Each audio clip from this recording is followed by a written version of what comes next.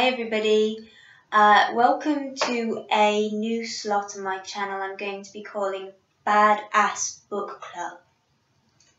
Now I usually read pretty heavy shit and you'll probably get quite a lot of that from me, but we all need a mental break, you know, and one of my favourite ways of relaxing is with pretty fucked up weird short stories, you know. So over the course of the next 3 videos, I'm going to be introducing you to these books. Today, we're going to be focusing on this because I've literally just started it and there's something in it that I very much think you have to see. So this is called Created in Darkness by Troubled Americans. It's an anthology with different writers' work from McSweeney's journal. It says here that McSweeney's has brokered an awkward alliance between two opposing forces.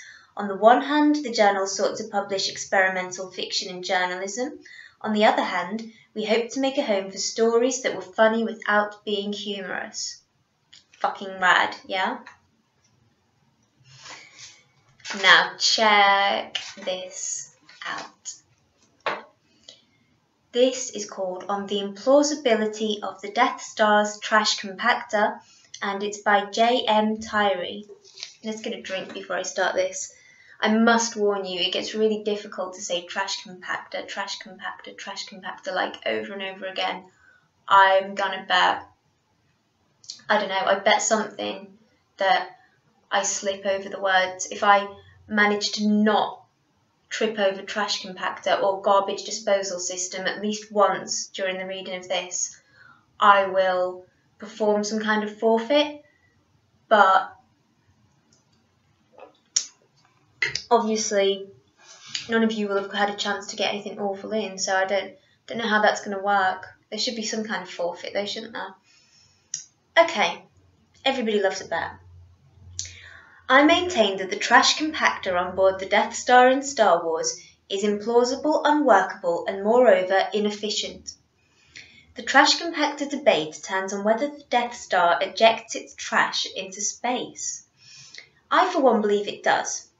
And though we never see the Death Star ejecting its trash, we do see another Empire ship, the so-called Star Destroyer, ejecting its trash into space.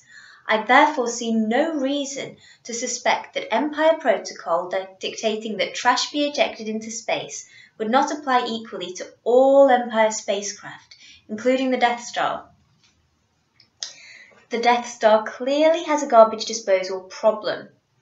Given its size and massive personnel, the amount of waste it generates, discarded food, broken equipment, excrement and the like, boggles the imagination. That said, I just can't fathom how an organisation as ruthless and efficiently run as the Empire would have signed off on such a dangerous, unsanitary and shoddy garbage disposal system as the one depicted in the movie. Here are the problems as I can ascertain them with the Death Star's garbage disposal system. 1.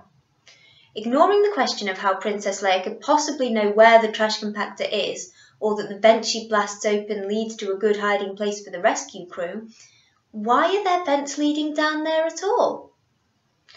Would not vents leading to any garbage disposal system allow the fetid smell of rotting garbage, spores, mould, etc. to seep up into the rest of the Death Star? Would it not have been more prudent for designers of the Death Star to opt for a closed system, like a septic tank? 2. Why did both walls of the trash compactor move toward each other, rather than employing a one-movable wall system that would thus rely on the anchored stability, to say nothing of the strength, of the other non-moving wall to crush trash more effectively? 3. Why does the trash compactor compact trash so slowly and with such difficulty once the resistance of a thin metal rod is introduced? Surely metal Death Star pieces are among the main items of trash in need of compacting. It thus stands to reason that the trash compactor should have been better designed to handle the problem of a skinny piece of metal. And while I hate to be the sort of person who says I told you so, I'd be remiss if I didn't point out that a one movable wall system would have improved performance. 4. Why does the trash compactor only compact trash sideways? Once ejected into space, wouldn't the flattened living room-sized and extremely solid panes of trash that result from such a primitive unidirectional trash compactor pose serious hazards for Empire starships in the vicinity? 5. And what of the creature that lives in the trash compactor? Presumably, the creature survives because the moving walls do not extend all the way to the floor of the room, where the liquid is. After all, if the walls reach the floor, the creature would be killed each time trash is compacted.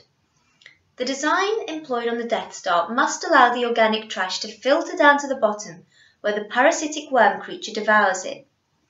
But what happens when heavier pieces of non-organic trash fall down there? Would such trash not get wedged under the doors, causing them to malfunction?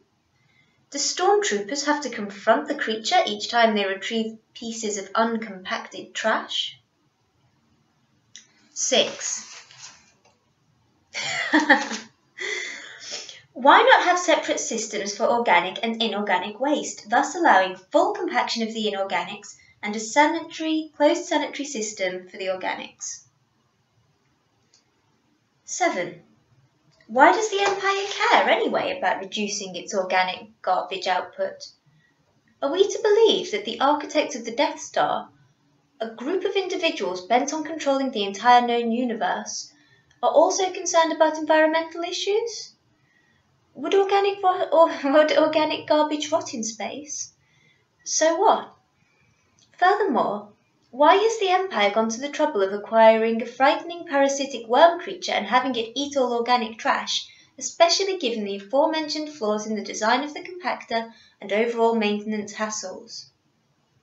8. Personally, if it were up to me, I would have designed special garbage ships instead of employing a crude, cumbersome and inefficient, to say nothing of unsanitary, compactor-worm combo to deal with the trash. 9. If the Empire insists on ejecting trash into space, why bother compacting it?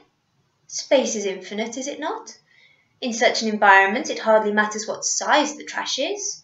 In fact, a persuasive argument can be made that it's actually better for the trash to take up more space, so that it appears on radar systems as something for Empire ships to avoid.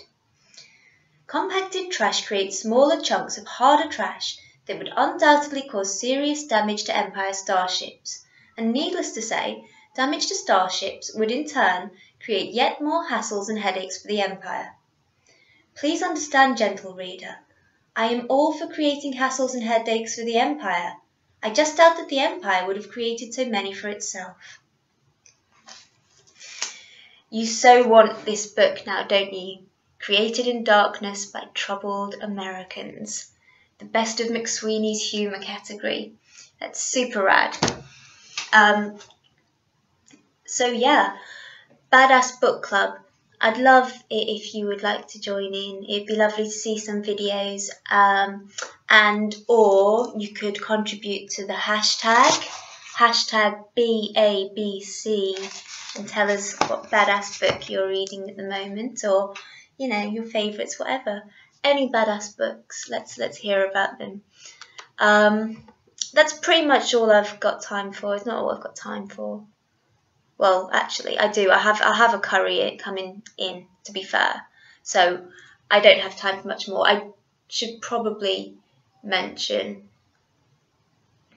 just for, the sake of a laugh, that I was informed today that women are the world's nigger.